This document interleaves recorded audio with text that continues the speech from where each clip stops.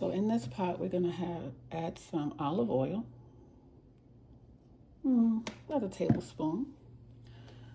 And then I'm gonna add my onion, which I didn't chop up yet. That doesn't take me long. I'm also gonna be adding some Badia seasoning, and I'm gonna add the red pepper flakes. I'm also gonna add the garlic, minced garlic. So let's get started on that.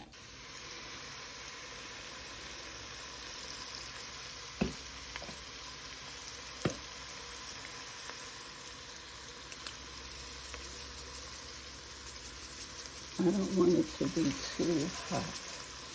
I need to turn this other light on. Give me a second. That is more than enough for a pepper flake because I don't want it too hot. So I added in the red pepper flake. I added in the garlic paste. And even though the recipe does not call for it, I did add in a little stick of butter. And I'm just gonna let this cook for about 2 minutes and let the onions, the garlic, and the seasonings just marry together. It already smells so good in here. I love garlic, but I didn't want the garlic to overpower anything. So we're just gonna let that cook just for a few minutes. And while that's happening, this is almost ready. I still see a piece of butter in there. So we're gonna stir this up. It's just about ready.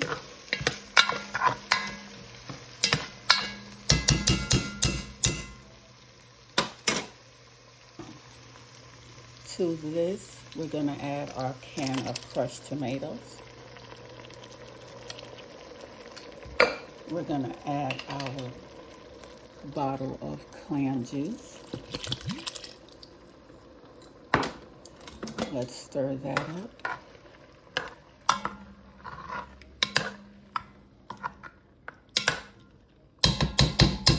We're going to add 1 cup of, I'm getting ready to cut the fish into nice sized pieces.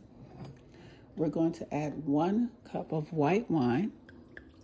So let's find that 1 cup mark, which is right there. And this, you can actually kind of eyeball it, add in our white wine. Give that a stir. And let that come to a nice simmer for a few minutes. This is still cooking. It's starting to come to a nice little simmer, not quite yet. As you can see, I've taken the red snapper and I've cut it. I'm leaving this piece on because I want every piece of the fish. So I cut them about this size. And I think that's a pretty good size. Now, while that's still cooking, I'm going to cut into a lemon. And I'm also going to cut into these 2 red snappers. I'm going to rinse my shrimp off so I can add them all at the same time. Okay, now that our fish stock has come to a nice boil, we are going to add in our fish. So I'm adding in the pieces of red, what is this? Tilapia. And don't forget, we're gonna season this up just a little bit more because we did not put any salt yet, and I did not forget that. So we have some salt here. But first, let's get our fish nestled into this broth. Haven't forgotten about our naan bread. Our naan bread is still rising over there, and we're just gonna nestle that in there. Let that get nestled in. We're going to take our whole snapper and just lay it in there just like that. Snapper does have bones, but you want to just make sure that whoever's eating it, look out for the bones. So we're going to do it like that. I'm going to add some lemon juice and a few seasoning on the fish. I'm taking a half of a lemon and I'm squeezing lemon in there, or as much as I can of that.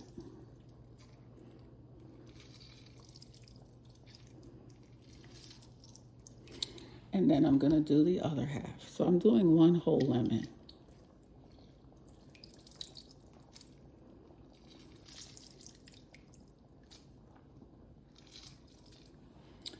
I'm going to do pepper.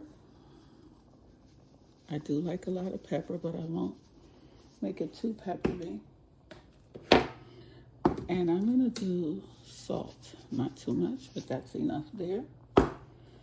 We're going to stir this around. Okay. Oh, guess what, guys? I'm forgetting my shrimp. Let's get the shrimp in there. And the shrimp is in. Now, I'm going to stir this in. I really cannot begin to tell you how good this smells. And I'm going to be honest with you, that lemon juice smells so good. Now, this doesn't feel like it's enough seasoning for me, so I'm going to add a little bit more. Hold on, guys. Of the Badia seasoning. Okay. And I think I'm going to leave it at that. Let it come to a boil or a simmer. Oops. So everything is nice and cooked up. Oops, I'm making a mess here.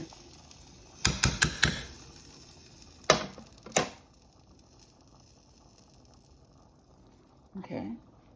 And we are going to, hold on one second.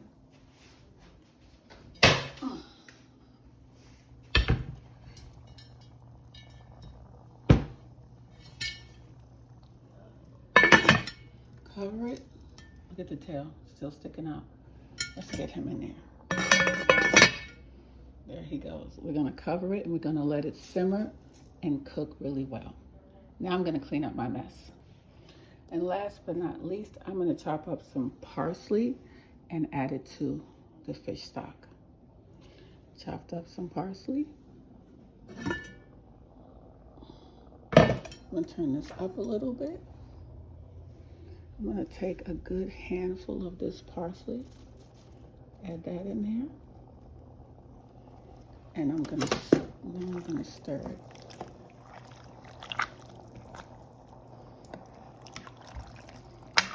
After a little while, I'm going to taste it to see what it tastes like and to see if the flavors have melded together. I'm going to see if I need to add a little bit more wine or do I need to add a little bit more seasonings. Right now, I'm going to put the top on and let her go. All right, let's check on, before we get started, so now I have the pan for our naan bread. Our naan dough, as you can see, has risen. But before we get started on that, I want to check our fish soup. I did turn it down, and it smells so good. I can't begin to tell you. I apologize for not holding the phone correctly. So you have, that is the red snapper, which holds its shape very well. And what I want to do now is take a different spoon and taste to see if we need to adjust the seasonings. So I'm just going to taste a little bit, just to see if we need to adjust the seasonings.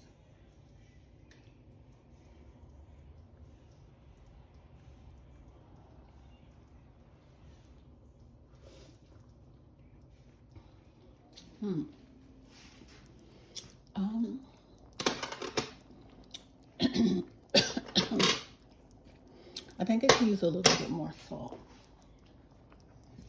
I'm gonna add just a little bit, touch more salt. And that's it. I like the kick that I felt from the, look at this. Oh my gosh, that looks so good. And I don't mind if it stays whole like that. Now let's let the head get in there and let the head get nice and cooked as well.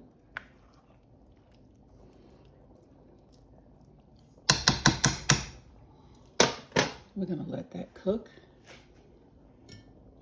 and just let the salt work its way around in the soup. And my dad likes rice with everything, so we are going to have to make a small pot of rice. In the meantime, let's get started on our naan. For our naan bread, I have the skillet on. I'm going to use some extra virgin olive oil spray to spray in the bottom of the pan. And right now what I'm going to do is take our dough and I'm going to cut them and I'm going to roll. You know what? I'm so unprepared because I don't have a rolling pin anymore. I don't know what happened to it. Because this is really my mom's kitchen. So I'll find some way to roll it.